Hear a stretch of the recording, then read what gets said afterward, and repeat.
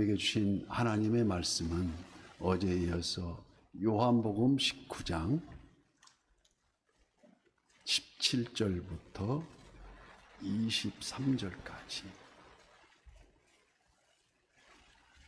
요한복음 19장 17절부터 23절까지 교독하겠습니다.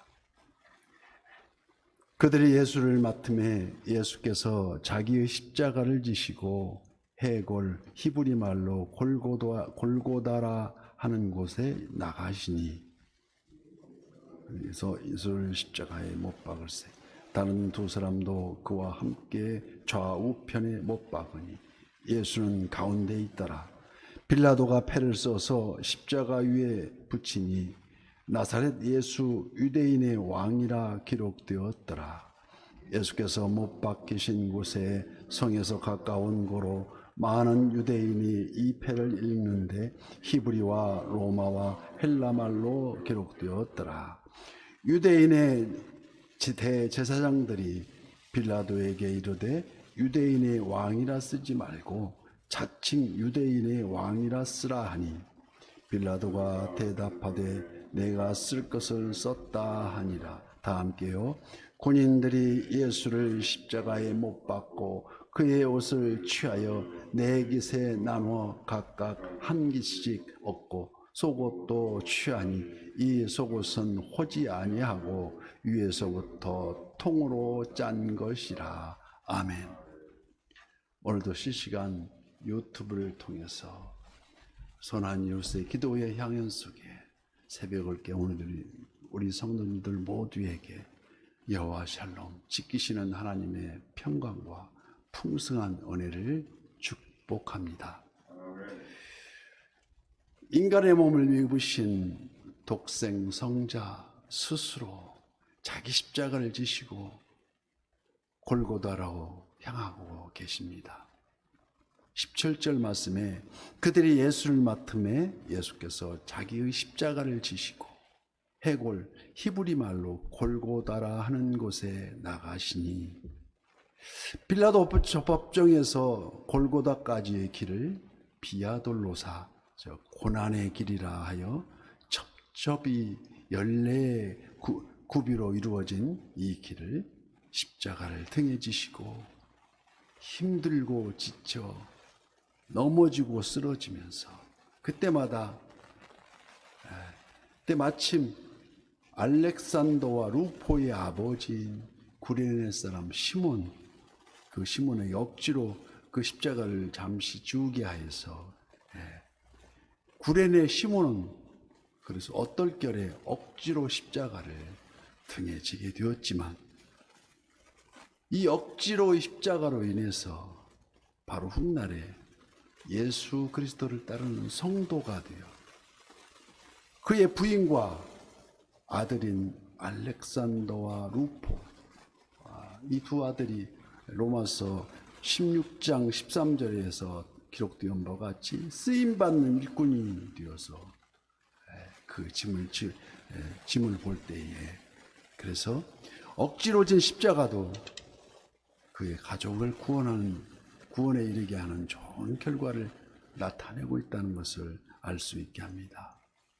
예를 들어서 교회 봉사, 또 교회를 위한 전도, 또 정확한 11조를 어떨결에 처음에는 어떨결에 시작해서 나중에 큰 기쁨으로 찾아오는 주님을 지극히 섬기는 자에겐 주님이 반드시 주님의 보상이 따른다는 것을 우리는 알 수 있습니다. 주님의 십자가를 지시고 골고다를 향할 때 제자들 모두 다 어떻게 했습니까? 다 뿔뿔이 흩어져 도망쳤습니다. 예루살렘과 갈릴리에서 따라온 많은 여인들은 그래도 계속 뒤따르고 울며 따르고 있습니다. 이때 주님은 누가복음 23장에서 이렇게 말합니다. 예루살렘의 딸들아, 나를 위하여 울지 말고 너희와 너희 자녀를 위하여 울라고 말씀하십니다. 즉 장차 다가올 환난을 대비해서 이를 위해 회개하고 죄 사함을 받도록, 또한 우리도 우리 자신은 물론 가까운 이웃과 점점 더 넓혀서 열방을 향하여 기도하며 흘리는 눈물이 있어야 한다는 것입니다.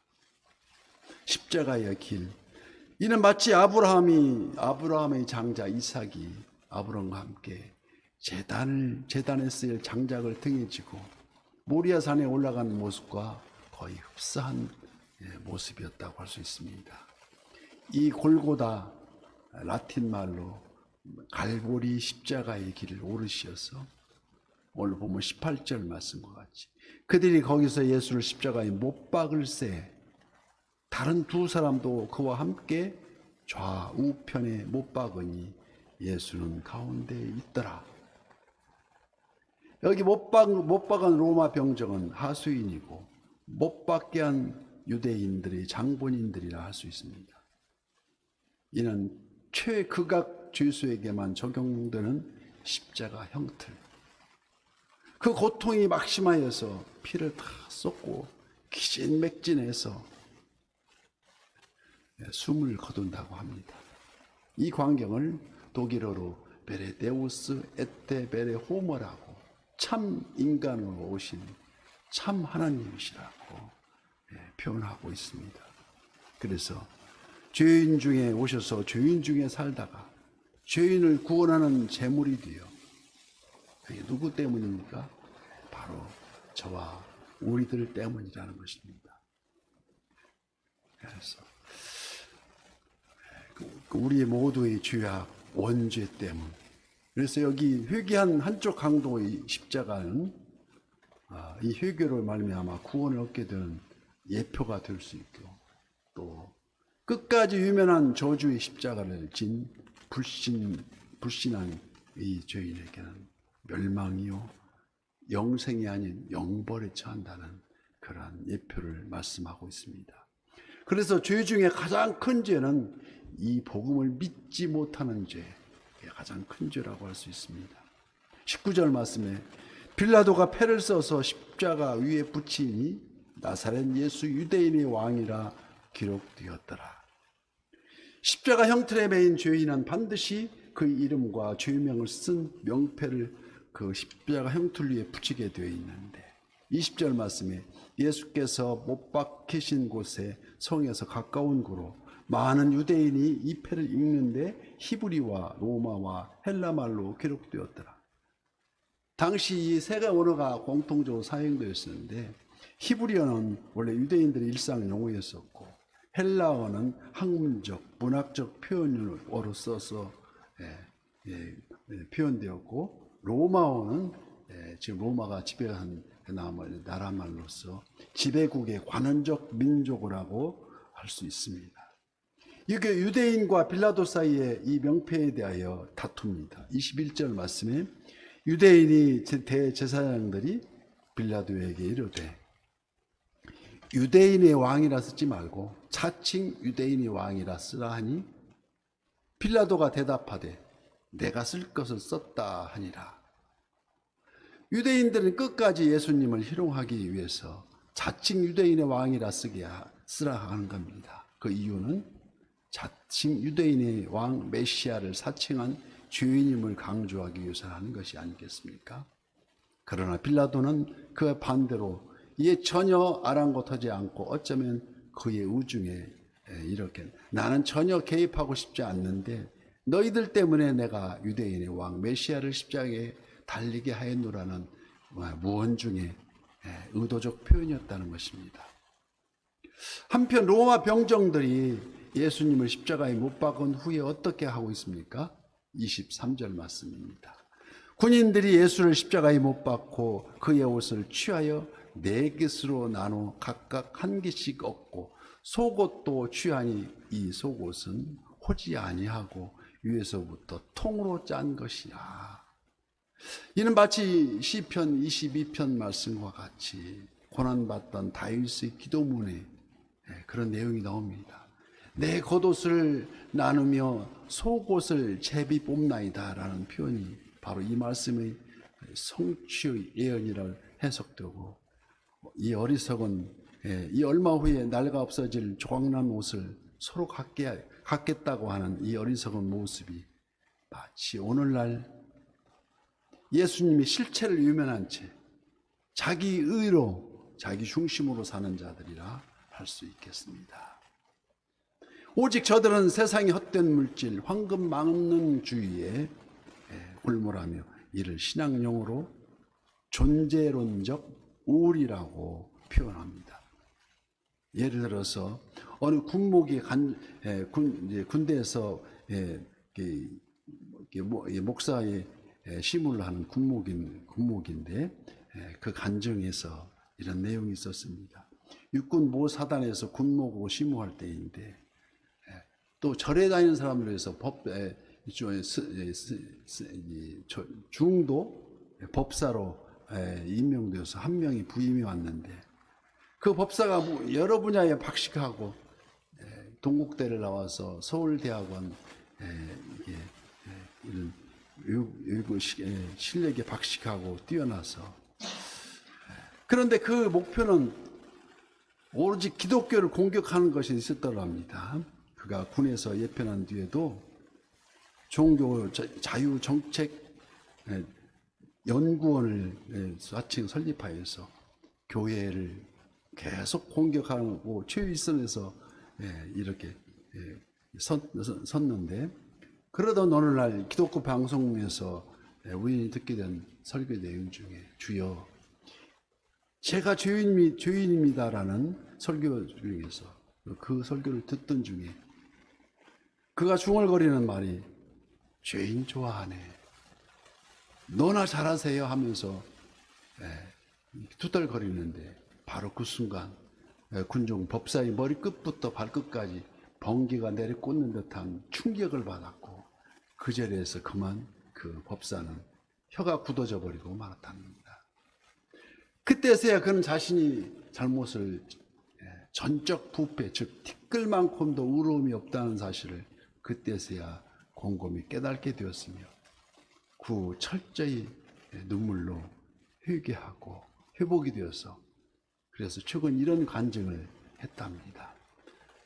다른 종교를 믿을 때에는 아무리 수행하고 연구해도 결론은 허무했는데 아무것도 없었는데 그러나 예수님을 믿고 나서는 길거리에 가로수가 바람에 흔들려도 그런 흔들림만 보아도 하나님을 찬양하는 듯이 아름답게 보이느라고 고백하는 것. 바로 이것이 바로 루터가 종교해석한 루터가 말한 존재론적 우울이라 표현합니다. 아무리 수행하고 연구해도 허무했다는 우울을 이길 수가 없었는데 예수님을 영접하고 나서야 놀랍도록 허무와 우울을 단번에 날려버릴 수 있었다는 것입니다. 기독교를 그래서 현실의 종교입니다.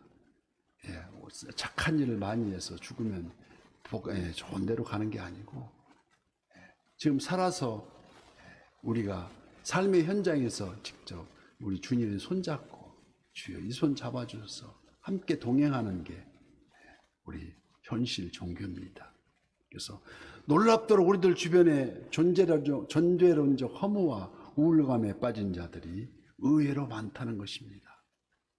특히 이단 사교가 할 수만 있으면 유혹하려 달려들고 그래서 어느 조사에 의하면 자기가 실제 재림 예수라고 자칭하는 자가 거의 48명, 50명에 이른다는 그런 보도도 있습니다. 예를 들어서 계룡산 기슭에 가면은 제 움막을 딱 재놓고 하얀 망아지를 키우면서 그 망아지를 딱 그 위에 붉은 망토를 깔고 터덕터덕 그 망아지를 타고 하루에 한 번씩 동네를 한 바퀴 돈답니다. 이렇게 쭉 망아지를 타고. 그러면 동네 사람들이 아이고 우리 예수님 배가 고프겠네 하면서 먹을 것을 그 망아지에 여러 바리바리 실어준다는데 지금도 그렇게 하고 있다는 후문입니다.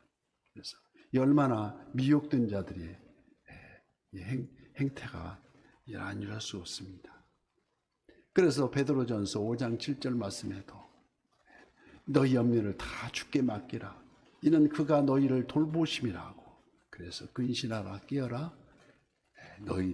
너희 대적 마귀가 우는 사자같이 두루 다니며 삼킬차를 찾는다고. 지금 이 세대가 그렇다는 것을 베드로는 일찌감치 말씀하고 있습니다. 오늘 또 우리 똑같이 새벽을 깨우면서 어떠한 유혹에도 그리고 미혹에도 흔들리지 않는 선한 유수의 모든 지체가 되실 것을 성령 충만, 말씀 충만, 은혜 충만한 모두가 되시기를 예수님 이름으로 축복합니다.